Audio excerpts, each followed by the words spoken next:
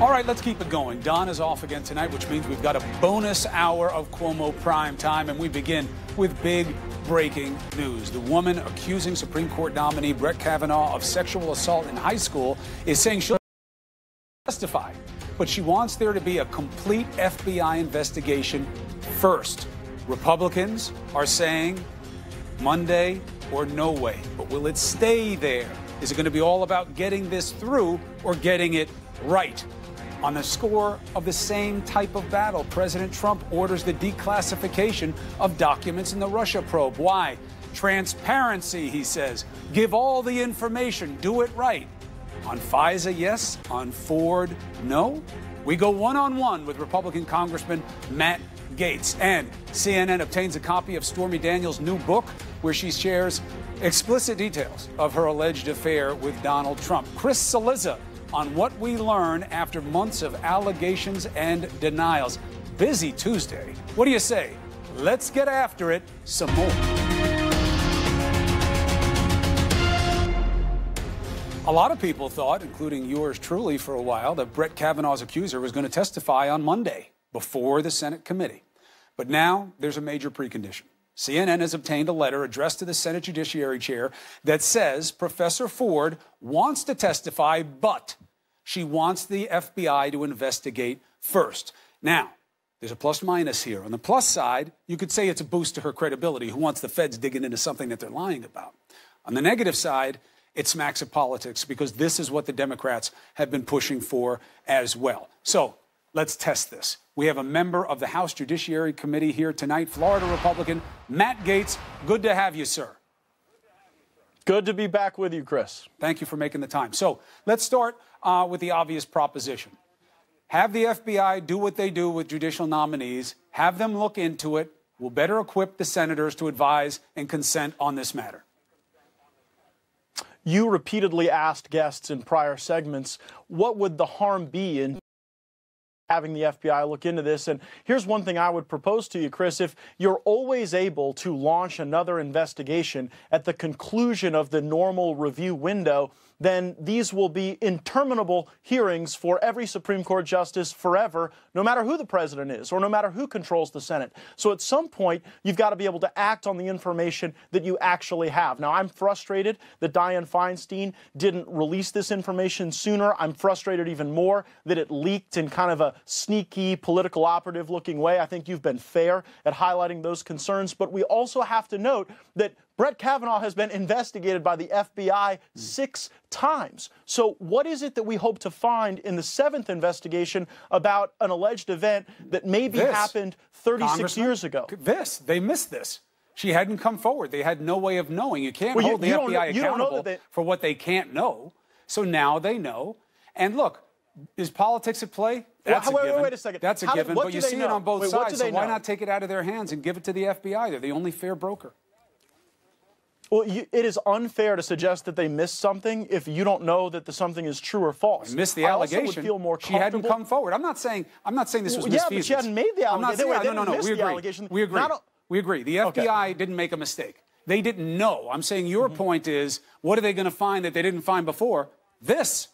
Because they never knew about this. So they should look at it. Right, but the premise of that is that it is true. That is a tautology. You cannot say, it's not a tautology. The thing is true because it is true. No, I agree. That is a tautology. But this is not a tautology. It's, is she telling the truth? What can you ascertain? What can you find out? This is what they do with background checks all the time. Now they have new information. And he had 6, and he had 6 of them. And But we have to, I think, for the sake of the viewers, kind of unpack what those investigations normally entail. Sometimes they go 8 months, 10 months, as long as a year and a half in some circumstances, to all the people you've been involved in your life. And so here with Professor Ford, if there was some proffer of evidence, if there was some contemporaneous account of the event, if there was some nexus of facts to go investigate, we don't know that I think people would feel a lot healthier. Well, we don't know that there is, right? So how do you go and investigate in the absence of some probable cause? Look, here's my point. What do you investigate? She doesn't know. She doesn't know when it happened. She doesn't know where it happened. She doesn't know exactly, which is completely consistent with trauma. So where do you start? Chris, I did a story down in your home state. President Trump, Congressman, I did a story down in your home state about women who suffer these types of events and how they process and how they're dealt with. And by the way, your state's doing a heck of a job. You've got lots of outreach for women so that they're processed right and treated the right way. Bravo to your state, because the government funds a lot of it. It is not unusual to forget moments of trauma, to convince yourself to forget so you can survive. And we've heard from multiple friends that that was her case. And I'll tell you what, it squares with how she came forward here. Why would she come out anonymously if she wanted to be the tip of the spear for Democrats? Why would she push Eshoo and Feinstein to bungle it the way you are arguing that they did?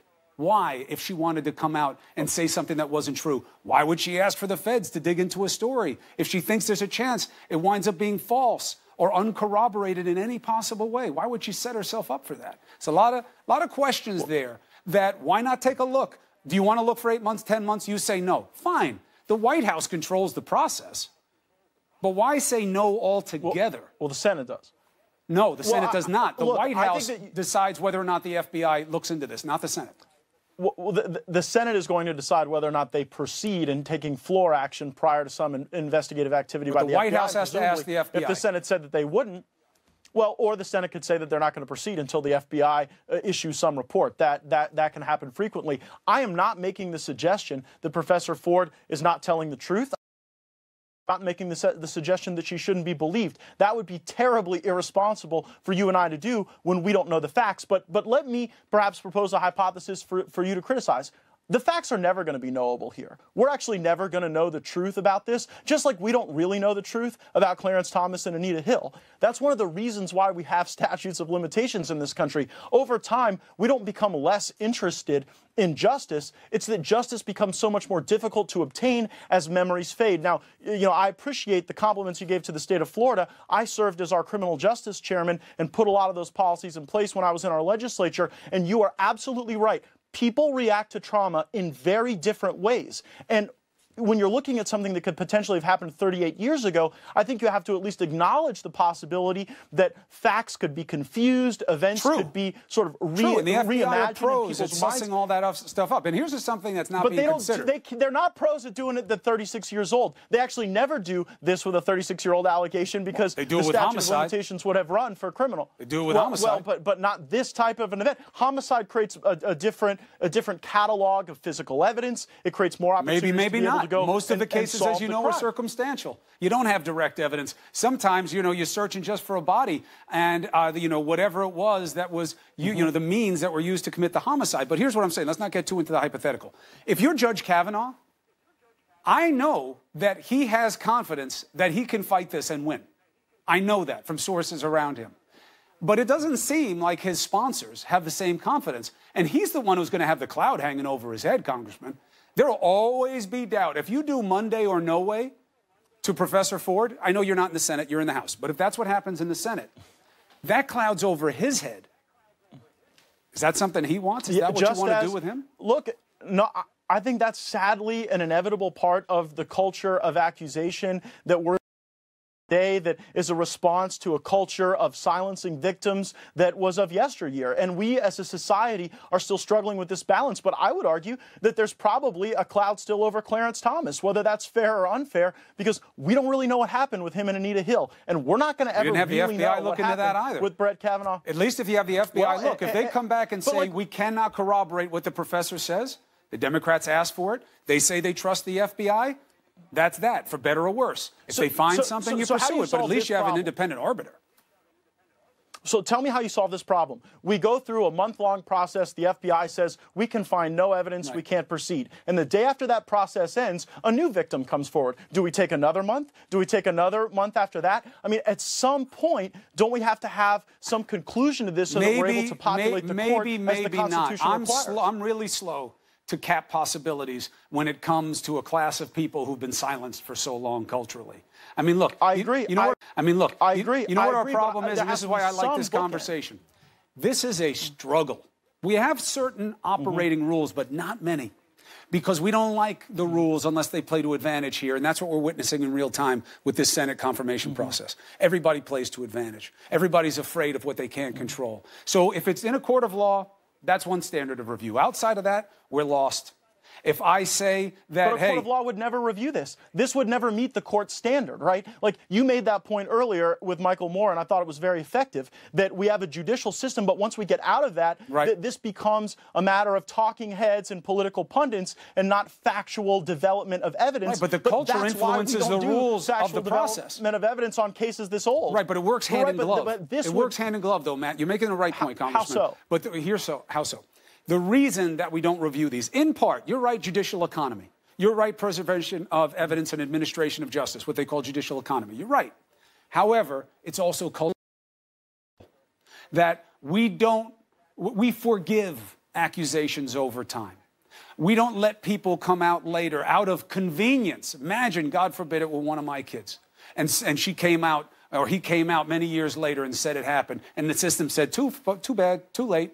Now, a lot of those laws are changing as our culture of appreciation of consequence and crisis evolves, but we're not there yet. And I think we're living it in real time right now, and it is a struggle. It's imperfect. It's inconvenient. It's uncomfortable. I grant you all of that. But the best case scenario right now, given that she didn't just pop up out of nowhere and is without credibility, and it seems like she's just taking a flyer here to help the Democrats, is you have to do something better than what you're prepared to do. No one's suggesting that. No one is suggesting that. Well, they are by saying that they're not going to give her any independent review. Right. Look, if you had a contemporaneous writing, if you had a contemporaneous oral account, something, if she knew the date, the time, the place of the party where we could go and try to cobble together witnesses from 36 years later about an event in high school, but there is not even a hook upon which to kind of I'm just saying that I don't know that we don't know that it exists, and the only way to know is to dig. I get your concern about the unending string of allegations. I'm saying, I get your concern about that, but there could be a middle ground. Could be a middle ground if you have your eye on the right priority. We'll see what happens. You're not to account for that. You're not in the Senate, at least not yet. Let me ask you about something else, though, that dovetails into this. So in the name of transparency, forget about sources and methods. Forget about any potential protracted concern of national security. Trump wants the FISA application of Carter Page out. You could argue it's out of political expedience for him or out of transparency, but it's a hell of a thing to argue if he doesn't do the same for Ford. If you want transparency, want it everywhere, and I'm not even going to bang you over the head with his taxes tonight because I don't have enough time, and I've said that to you 100 times.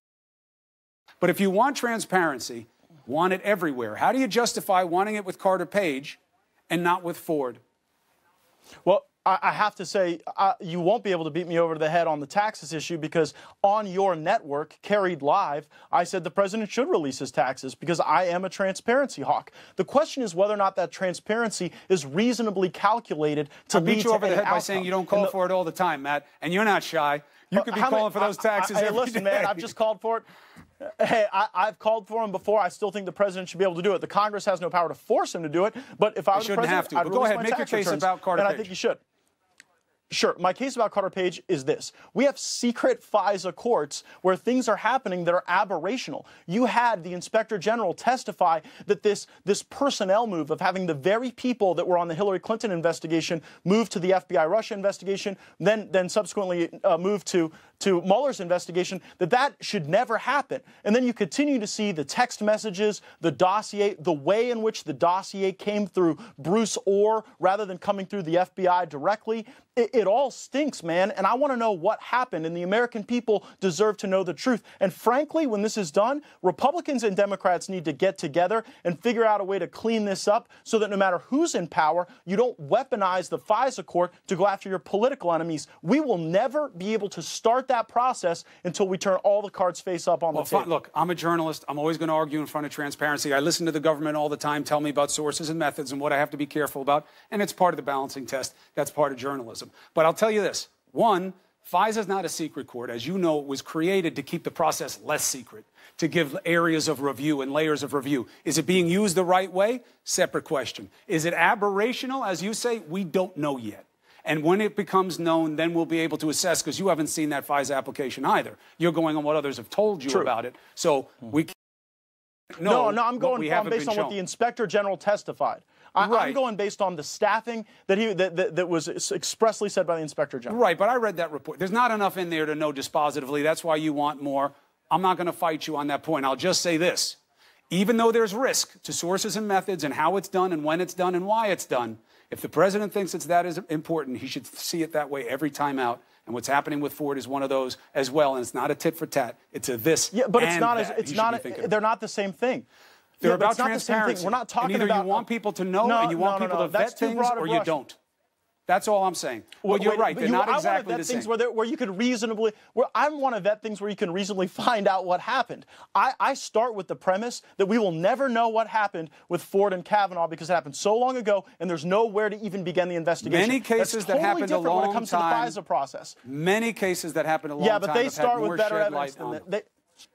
Well, I'm eager to hear your examples of that. But as it relates to the FISA process, I think there we'll be able to clearly see what was told to the court, what was not told to the court. I think it is one of the most underrated outrages of this entire circumstance that you had the wife of Bruce Orr, a senior Justice Department official, paid to go write dirt on the president, and that never got disclosed to the court that then authorized his fine. I know the circumstance by the way, you're talking about. You said it's not a secret court. It's not a secret court. You said it's not a secret court, but like if you and I can't go and watch, well, that's not kind the of my definition. Remember how it was before. You know, don't let perfection be the enemy of progress. We all know that adage, right? It used to be that we didn't know what the hell it was based on. So they put in this law, Congress did it as a function of oversight, to make sure there were levels and standards that had to be followed. And here you had multiple judges that are all part of the same conspiracy of crazy, if you believe your opinion on it. But we'll see what comes out. No, not true. I don't think... No, that's totally different. I'm not saying the judges are part of some crazy conspiracy. I'm saying they were not told the truth. But it was in there. The information that the Woods procedures would have required. Well, let's see, Chris. I'll tell you what. Fine. You and I will not know what was in there or not in there until it's out in the public. I'm going off the same report you are, but you're right. I'm glad the president's on the side of transparency. When it comes out, he just has to be consistent. When it comes out, especially if he's going to take risks to do it, you come back on, please, Congressman, and let's get after what's in there and what isn't. I'd be honored. Be well, and thank you for tonight. We'll do it. Thank you, Congressman.